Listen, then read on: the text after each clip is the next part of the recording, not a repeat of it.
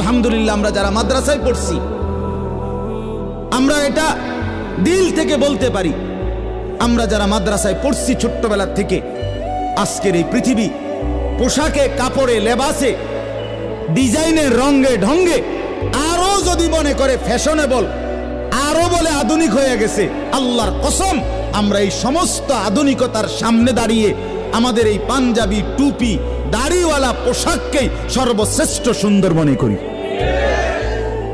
আমরা মনে করি দাড়িবিহীন চেহারা সুন্দর নয়।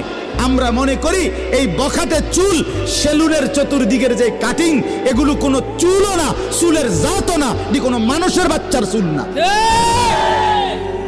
কোনো মানুষের সাওয়ার চুল নাই, কোন সুস্থ স্বাভাবিক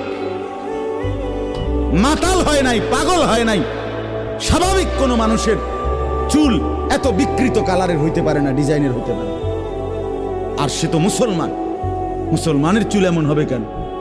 ইহুদিরটা হইতে পারে, সেটা তাদের ব্যাপার, খ্রিস্টান হতে পারে তার ব্যাপার, হিন্দুর হইতে পারে।